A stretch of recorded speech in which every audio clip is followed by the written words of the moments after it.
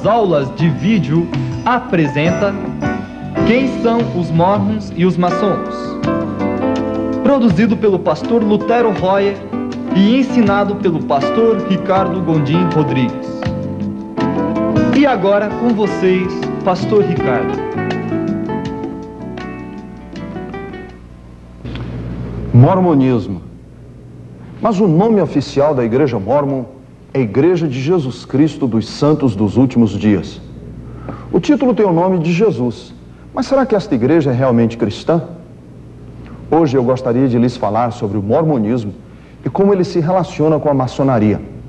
A cidade de Salt Lake City, em Utah, é a sede internacional da Igreja dos Mormons, que tem aproximadamente 6 milhões de membros no mundo todo. Essa igreja espera alcançar um número de membros de 70 milhões dentro dos próximos 50 anos. Novas edificações mormons estão sendo hoje usadas para cultos dominicais e para funções sociais.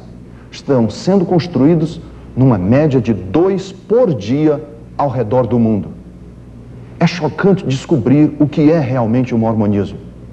Já que é uma religião secreta e de revelação progressiva, muitos dos próprios mormons não sabem a história mística ou a extensão do conteúdo ritualístico de suas cerimônias em suas igrejas. Muitos que se convertem ao mormonismo e que vêm de igrejas cristãs encontram-se em uma situação de não quererem entrar em maiores detalhes da doutrina, porque se sentem incomodados. Como os seus cônjuges, filhos e o seu círculo íntimo de amigos são todos mormons, eles não querem pagar o preço de perder o convívio desta amizade e dessa familiaridade. E então eles continuam frequentando os cultos aos domingos, fazem as funções sociais, mas desistem da busca pela divindade, que é o objetivo de um mormon fervoroso. 75% de novos convertidos ao mormonismo vêm de igrejas cristãs. Se este ensino que você está para receber pudesse chegar a estas pessoas antes deles serem visitados pelos mormons, eu tenho certeza que a maioria delas não cairia na armadilha dessa seita. Somente no Brasil, aproximadamente 300 mil brasileiros se converteram ao mormonismo. Estes inocentes ficariam chocados em saber que pertencem a uma organização que nega a Trindade, o nascimento virginal de Jesus, como está ensinado na Palavra de Deus. Na Venezuela, na Colômbia, na Argentina, a Igreja Mórmon está crescendo rapidamente, porque os sul-americanos veem que essa religião parece promover os valores da família. Ninguém os informa que em Utah, com a sua população de 70% de mormons, há uma média altíssima de divórcios e 40 mil ainda praticam a poligamia. Nós somos gratos por 2 ex-mormons em nos deixar usar o seu filme, O Templo dos Fabricantes de Deuses. Thelma Geer é autora do livro Mormonismo, Mamãe e Eu, e é uma bisneta do mormon assassino condenado, chamado John D. Lee. Lee tinha 19 esposas e 64 filhos, e eles têm hoje mais de 5 mil descendentes, a maioria mormon. Ed Decker é diretor de Saints Alive, uma comunidade interdenominacional de ex-mormons e coautor do livro que foi best-seller nos Estados Unidos, Os Fabricantes de Deuses. Ele nos deixou usar esse desenho animado, mostrando o que a teologia mormon ensina. O mormonismo ensina que trilhões de planetas espalhados através do cosmos são governados por inúmeros deuses que um dia foram humanos como nós. Dizem que há muito tempo atrás, em um destes planetas, um deus desconhecido e uma de suas esposas, deusa, conceberam uma criança espírito chamada Elohim. A criança espírito, mais tarde, nasceu de pais humanos que lhe deram um corpo físico. Através de obediência ao ensino mórmon e morte e ressurreição, ele se provou digno e foi elevado à divindade como seu pai fora antes dele. Os mormons creem que Elohim é seu pai celestial e que ele mora com suas muitas esposas deusas em um planeta perto de uma estrela misteriosa chamada Kolapi.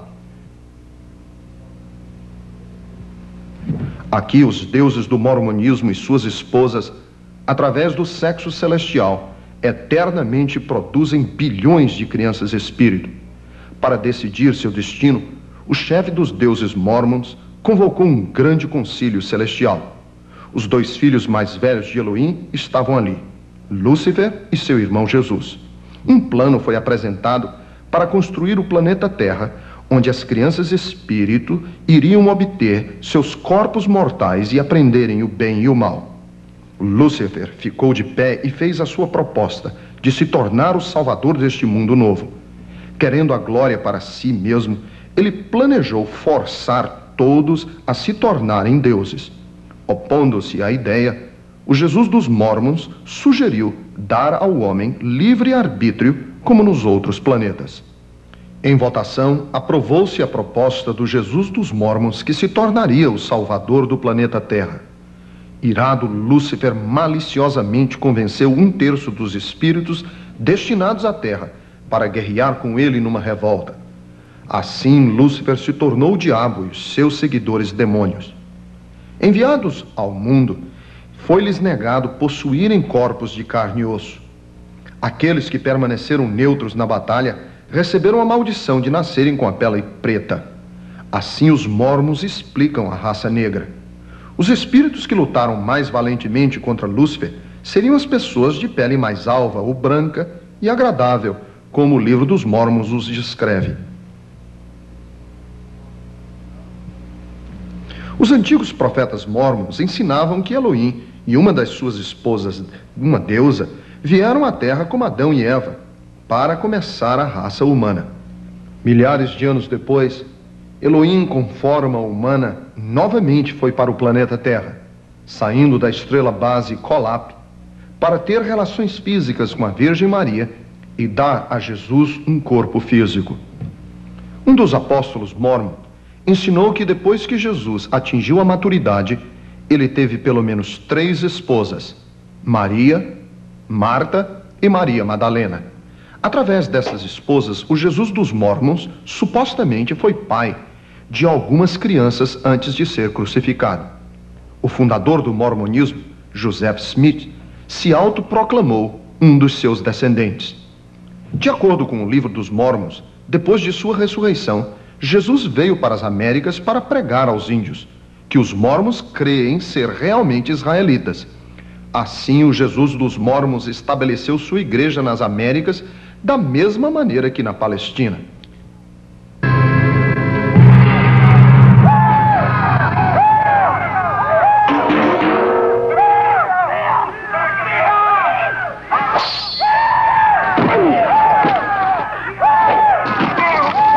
Pelo ano 421 depois de Cristo, os israelitas índios de pele escura, conhecidos como os lamanitas, destruíram todos os brancos nefitas em várias grandes batalhas. Os seus registros presumivelmente foram escritos em placas de ouro e enterrados nas montanhas de Camora por Moroni, o último nefita sobrevivente. 1400 anos depois, um jovem chamado Joseph Smith, conhecido por suas histórias fantásticas, disse ter descoberto essas mesmas tábuas douradas perto de sua casa no estado de Nova York.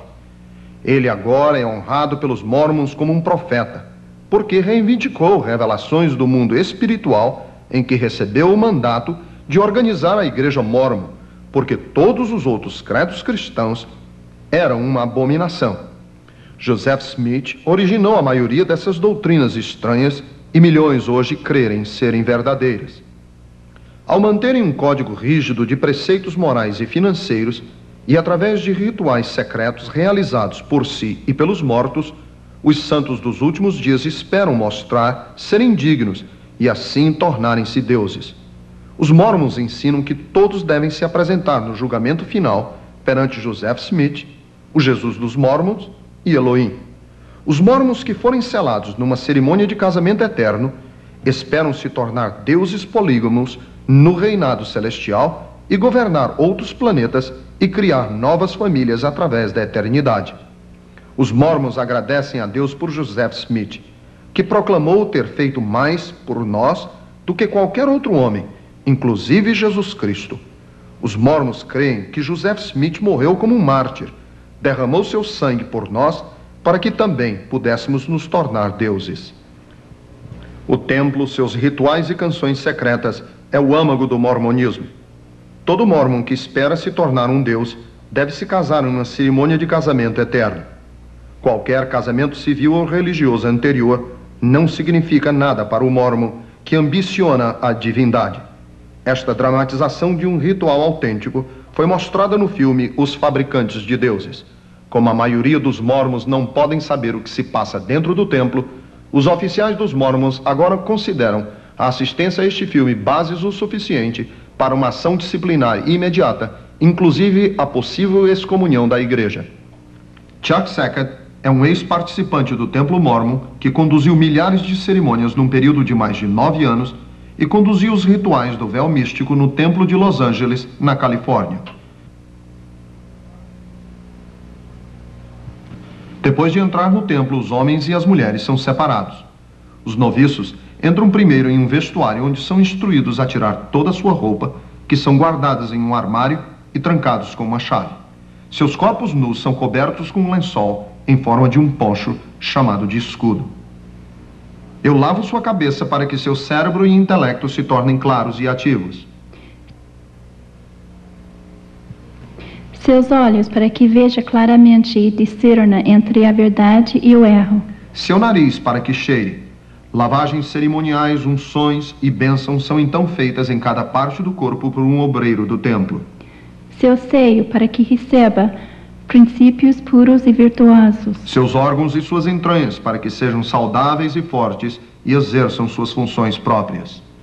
Os iniciantes são então vestidos com os garments do sacerdócio santo, que usarão 24 horas todos os dias, com exceção dos eventos atléticos públicos e banho.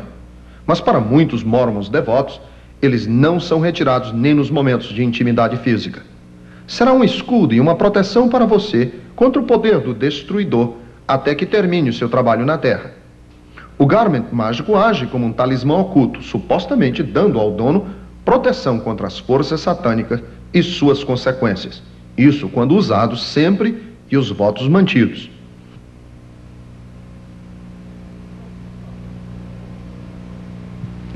Os noviços avançam por um corredor muito bonito para uma sala onde a versão mormon da criação é apresentada em um filme. Os iniciantes ouvem enquanto Lúcifer instrui Adão e Eva que não há outra maneira de adquirir o conhecimento para se tornar deuses do que desobedecendo o Pai e comer da fruta. Adão aprende que o avental que Lúcifer usa simboliza seu poder. Satanás instrui Adão a fazer um avental da figueira para cobrir sua nudez. Então nós, noviços do templo, somos ensinados a usar nossos aventais de folha de figueira. Nós os usamos durante todo o resto da cerimônia. Por que um filho de Deus deve usar um avental que simboliza o poder e o prestígio de Satanás nunca é questionado por nenhum dos iniciantes do templo. Os mormons são até enterrados em suas roupas do templo e com um avental santo. Como parte da cerimônia de iniciação, os iniciantes cantam Pei, Lei, Eu e fazem um gesto de submissão. Somos ensinados que isto é tirado da oração que Adão orou no Jardim do Éden e que Lúcifer respondeu. Qualquer que seja o significado de Pei, Lei, Eu, Lúcifer tem a autoridade de responder esta oração. Para tomar parte nestas cerimônias, o mormon deve ser considerado digno pelos oficiais mormons.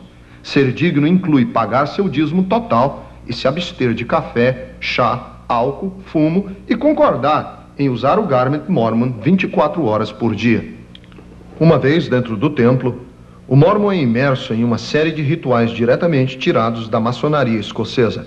Joseph Smith foi muito envolvido com a maçonaria em março de 1840.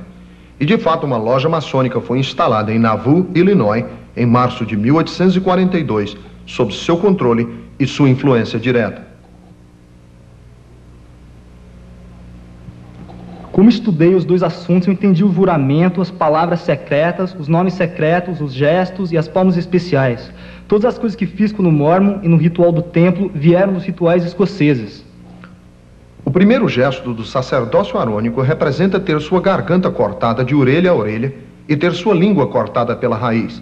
A execução da penalidade é feita colocando o polegar direito embaixo da orelha esquerda e levando o polegar rapidamente, atravessando a garganta em direção da orelha direita e soltando as mãos para os lados.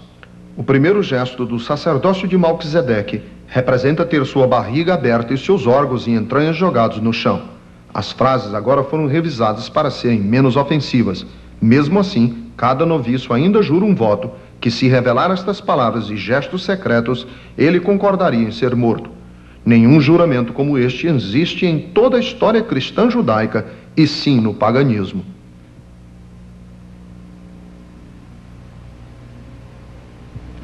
O mormonismo ensina que há certas coisas que o sangue de Jesus Cristo não paga.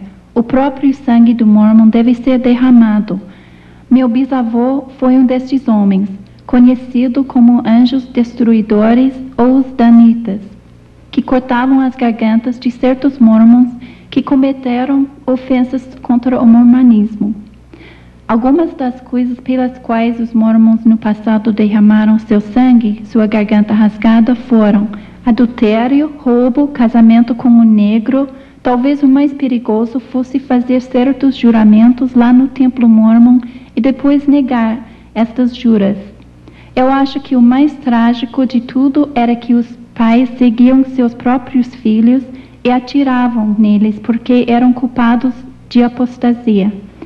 Eles tentavam sair de Salt Lake e fugir do mormonismo. Os mormons não podem mais praticar o derramar de sangue ou a poligamia por causa das leis da terra, mas esperam algum dia poder voltar a estas práticas. Irmão Pratt, tendo autoridade, impomos nossas mãos sobre sua cabeça por John Campbell, que está morto. Por mais incrível que possa parecer, rituais em templos idênticos a este são feitos tanto pelos mortos como pelos vivos, com alguém substituindo o morto. Por Elizabeth, que está morta. Os mormons têm o dever de traçar sua história familiar para que seus parentes mortos possam ser convertidos ao mormonismo no túmulo. E por isso que a igreja possui e opera o maior centro do mundo de árvores genealógicas na cidade de Salt Lake. A esposa de Chuck Sackett, Dolly, era uma especialista em pesquisa genealógica para a igreja mormon, que ajudou milhares de pessoas a descobrir seus parentes mortos. Durante meus anos como uma consultora genealógica mormon, fui visitada regularmente pelo que eu cria ser os espíritos de meus parentes mortos. Por causa da intensidade de minhas experiências, eu desprezava as advertências bíblicas contra comunicações com os mortos, nunca nem mesmo considerando que eles eram, na verdade, demônios ou espíritos familiares. Já que eu queria ser literalmente a salvadora deles e que sua salvação eterna dependia de mim, eu precisava permanecer digna do templo, custe o que custasse. O que é requerido? Os nomes secretos e gestos místicos do sacerdócio de Melquisedeque Mormon são demonstrados pelo noviço ao obreiro, representando o Senhor por detrás do véu. Apresente-a no véu e o pedido dela será atendido. O que é isto? O primeiro gesto do sacerdócio arônico. Tem um nome? Tem sim. As pessoas que passam por essas cerimônias, por si ou substituindo os mortos, experimentam um tremendo sentimento de poder. A salvação pessoal em Jesus Cristo é desconhecida pelos mormons. As canções acompanham um ritual clássico do ocultismo, igual às canções da feitiçaria, macumba, louvor a Satanás e cerimônias pagãs. Saúde no umbigo, medula nos ossos, força nos lombos, poder nos tendões, estejam sobre mim e sobre minha posteridade por todas as gerações e por toda a eternidade. Está certo. Os iniciantes invocam poderes sacerdotais do ocultismo e colocam-se com suas famílias e futuras gerações sob a mesma magia. Tenho conversado com o Senhor através do véu, desejo agora entrar em sua presença. Deixa entrar. Uma maior indicação à natureza não cristã do mormonismo é o fato de que o pentagrama, hexagrama e a cabeça do bode, que são os mais altos símbolos satânicos, foram usados extensivamente por toda a arquitetura mormon antiga. Na cidade de Salt Lake, no centro de visitantes, há uma estátua. Este pequeno arranjo é talvez a exposição mais significante na Temple Square, porque representa a profunda cegueira da heresia mormon. Na representação, Adão e Eva ajoelham-se em um altar. No altar está a oferta de suas frutas e verduras, e um pequeno cordeiro se senta alegremente ao seu lado. Esta é a oferta de Caim que Deus rejeitou em Gênesis capítulo 4. Os 30.000 missionários enviados pela Igreja Mórmon hoje usam uma terminologia evangélica quando pregam a doutrina mórmon. Convertidos em potencial, são deixados com a impressão de que o mormonismo não é nada mais do que uma forma melhor de cristianismo. Boa tarde. Gostaríamos de lhe falar sobre a Igreja de Jesus Cristo dos Santos dos Últimos Dias. O sucesso é fenomenal. Os mórmons dizem que estão batizando um novo convertido a cada 3 minutos. Embora todos os credos e rituais mórmons estejam diretamente opostos ao cristianismo, a Igreja Mórmon é capaz de atrair mais de 75% dos novos convertidos de igrejas evangélicas. São ensinados que o Jesus deles voltará à terra e estabelecerá sua sede perto de Independence, Missouri, que ficará conhecida como a Nova Jerusalém. São ensinados a guardar 2 anos de suprimentos para os ajudar durante o período da tribulação. Aprendem que nos últimos dias, antes do retorno do seu Cristo, a Constituição dos Estados Unidos estará por um fio e será salva no último instante pelos elders da Igreja Mórmon. O governo dos Estados Unidos supostamente se tornará uma teocracia, com os líderes do sacerdócio em controle. Então a Ordem Unida será restaurada, um plano que confiscará todas as propriedades e possessões ao controle do sacerdócio mórmon. A igreja então redistribuiria a riqueza com aqueles que estivessem com boas relações com os oficiais mórmons, uma forma de comunismo teocrático. Preparando-se, a igreja já conta com um grande número de cargos de alto nível no governo. Os mórmons agora têm posições-chave na Casa Branca, no Gabinete, Congresso, Departamento de Estado, o Pentágono, FBI e CIA, como também no governo do Estado e governo local, como na polícia. A Igreja Mórmon vê seu envolvimento político como um meio de estabelecer a ordem unida que confundem com o reino de Deus. Estou impressionada e triste em ver que dei 31 anos ao mormonismo, crendo que não podia ir ao céu sem o consentimento de Joseph Smith. Quero que os mormons compreendam que Jesus morreu por todos os meus pecados e todos seus pecados, e que nenhum de nós precisa da expiação do sangue de Joseph Smith, do casamento no templo, de usar as vestes do templo mórmon ou qualquer uma das outras coisas que os mormons acrescentaram à história abençoada do Filho de Deus. Temos visto que há uma relação entre o mormonismo e a maçonaria, e que Joseph Smith era, de fato, um maçom de grau elevadíssimo. Olhemos mais de perto a própria maçonaria. Somos gratos a Rich e Mary Pierce pelo uso de seu vídeo intitulado Maçonaria, Luz ou Trevas. Os Pierce são diretores dos ex-mormons para Jesus em Lakeland, Flórida. Para a produção do seu vídeo, os Pierce pesquisaram declarações de autoridades presentes e passadas da maçonaria, como também de publicações oficialmente reconhecidas. Eles também entrevistaram 3 homens crentes que foram maçons durante pelo menos 10 anos. Albert Pike é provavelmente considerado o maçom de maior conhecimento. Pike alcançou o 33º grau e ocupou posição de grão-mestre do Diretório Central de Washington, venerável do Supremo Concílio de Charleston e venerável da Maçonaria Livre Universal. Seu trabalho mais conhecido é Morais e Dogma. O atual venerável do ritual escocês, Henry C. Clausen, escreveu o livro Comentário de Clausen sobre Morais e Dogma. Neste livro, a autoridade de Pike nunca é posta em dúvida. A esta altura, deixe-me dizer que já a maçonaria, como o mormonismo, é secreta e de revelação progressiva. A maioria dos maçons, principalmente aqueles de baixo grau, não tem a menor ideia do que a maçonaria realmente é. Pike escreve na página 819 em seu livro: os graus azuis são a corte externa do pórtico da parte dos símbolos, são mostrados lá para o iniciante, mas ele é intencionalmente levado a falsas interpretações. Os símbolos não devem ser entendidos por ele. mas a intenção é que ele deve imaginar que entende os símbolos. A verdadeira explicação é reservada para os adeptos, os príncipes da maçonaria. No começo, disse ao novo iniciado que ele está se unindo a uma organização fraternal, que não é uma religião, mas é aberta aos membros de todas as religiões. Muitos maçons não avançam muito longe para ver que, na realidade, a maçonaria é de fato uma religião. Pike admite na página 213: toda loja maçônica é um templo de religião e seus ensinos são instruções em religião. Na página 277, ele escreve: o primeiro legislador maçônico, cuja memória é preservada por nós pela história, foi Buda. Na página 524, lemos: é o pouco que dizemos ao crente sincero, é que Jesus de Nazaré não passava de um homem igual a nós, ou que sua história não passava de um ressurgimento irrealístico de uma lenda antiga. Você pode imaginar o conflito de um maçom que entrega sua vida a Cristo e depois encontra as palavras de 1 João 2, 22 e 23. Quem é o mentiroso? Senão aquele que nega que Jesus é o Cristo. Ele é o anticristo, aquele que nega o Pai e o Filho.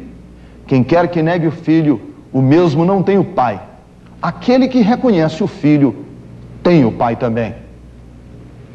A religião já rodeia o iniciado, até mesmo quando ele entra pela primeira vez na loja maçônica. Os maçons se reúnem em templos, que é um lugar de adoração, de acordo com a definição. O líder da loja azul local é chamado o mestre do louvor. Os rituais são incrivelmente religiosos. Orações são sempre oferecidas, mas nunca no nome de Jesus, em uma loja bem dirigida. De fato, seu nome é removido de duas escrituras frequentemente lidas, 1 Pedro 2 e 5 e 2 Tessalonicenses 3 e 6. O livro, o comentário de Clausen sobre morais e dogma, retrata a teologia que todos os deuses são iguais. Em sua ilustração, vemos o Deus Sol dos egípcios, Alá, Deus dos muçulmanos, que enfaticamente nega haver um filho de acordo com o Corão, ou Deus sedento do sangue dos druides, que entregavam sacrifícios de jovens virgens. Na página 6 da edição de agosto de 1982 da Revista da Nova Era, Clausen afirma: em última instância, o espírito do culto maçom do ritual escocês ultrapassa família, nação, fraternidade e a origem de tudo, chega a Deus. Aqui o ritual tem a vantagem de ir além dos dogmas traçados a uma aceitação de todos os homens que creem na deidade. Crente ou judeu, um seguidor de Maomé ou Buda, um crente no hinduísmo ou no zen budismo, todos podem se encontrar diante do altar da maçonaria e prestar homenagem a Deus. Na página 11 do livro de Clausen, Emergência do Místico, lemos: a conclusão é clara. Crenças espirituais essenciais de um maçom estão de acordo com os dos pensadores importantes, que têm demonstrado sua fé através da própria experiência. Os seguintes capítulos confirmam esta demonstração através da correlação emergente das provetas da ciência com a sabedoria do misticismo oriental, as raízes do escocês ou do ritual escocês. Pike declarou na página 744 de Morais e Dogmas que todas as religiões verdadeiramente dogmáticas têm surgido de Cabala e voltam a ela. Tudo científico e grande nos sonhos da religião de todos os iluminados, Jacob Boheme, Swedenborg, Saint Martin e outros é emprestado de Cabala. Todas as associações maçônicas devem a ele seus segredos e símbolos. Este diagrama mostra interpretação de Deus como revelado por Cabala, a uma coleção de escritos por rabis místicos e heréticos. Os 10 círculos são emanações de Deus, 3 dos quais são femininos. Mágica, numerologia e encanto são fortemente confiados nesta interpretação demoníaca do Velho Testamento. À medida que o maçom progride de grau em grau, ele se compromete cada vez mais com o segredo. Nos primeiros 2 graus, ele faz votos muito parecidos com com os votos que os mormons fazem nos seus rituais do templo secreto. O fato é que essas duas seitas têm os mesmos votos. Geralmente é um choque para os seguidores de ambas. No Antigo Testamento, Deus afirma em Isaías 45:19: eu não tenho falado em segredo. E em Isaías 48:16 diz: desde o começo não tenho falado em segredo. Jesus disse em João 18:20: em segredo não disse nada. Não é de se admirar que tantos maçons, quando aceitam a Cristo como seu Salvador, sentem que devem renunciar à maçonaria. Além do segredo, há a questão dos terríveis votos que os maçons devem fazer e que são diretamente contraditórios ao ensino de Cristo, como vemos em Mateus capítulo 5, versículos 33 a 37. Mas também ouvistes que foi dito aos antigos: não jurarás falso, mas cumprirás rigorosamente para com o Senhor os teus juramentos. Eu, porém, vos digo, de modo algum jureis, nem pelo céu, por ser o trono de Deus, nem pela terra, por ser o estrado dos seus pés, nem por Jerusalém, por ser a cidade do grande rei. Não jures pela tua cabeça, porque não podes tornar um cabelo branco ou preto. Seja, porém, a tua palavra sim, sim, não, não. O que disso passar vem do maligno. O grande evangelista cristão Charles Finney, em seu livro Caráter, Postulados e Práticas da Maçonaria Livre, lembrou o fato de que há pelo menos 7 execuções documentadas de maçons pelos seus irmãos de loja. William Morgan, que foi assassinado por divulgar os segredos da loja em 1826, é provavelmente o mais famoso caso. Morgan escreveu o que agora é conhecido como a Livre Maçonaria Exposta, dando todos os detalhes dos rituais e votos dos primeiros 3 graus. Sabemos que ele foi raptado e assassinado pelos maçons por causa da sua confissão no leito de morte de um dos assassinos e da confissão particular de um cúmplice. Capitão Morgan foi preso aqui, em Old Fort, Niagara, Nova York, por alguns dias, enquanto lojas de vários municípios se reuniam para decidir como silenciá-lo. Morgan foi levado para fora à meia-noite e afogado no rio Niagara. Uma percentagem muito pequena de maçons jamais alcança graus altos o suficiente para saber as verdadeiras raízes e os propósitos da maçonaria. Eles ficam, na maioria das vezes, contentes em participar das atividades fraternais e de caridade. Devemos observar que, para ter credibilidade, toda seita desenvolve algum grau de ajuda aos pobres e doentes e necessitados.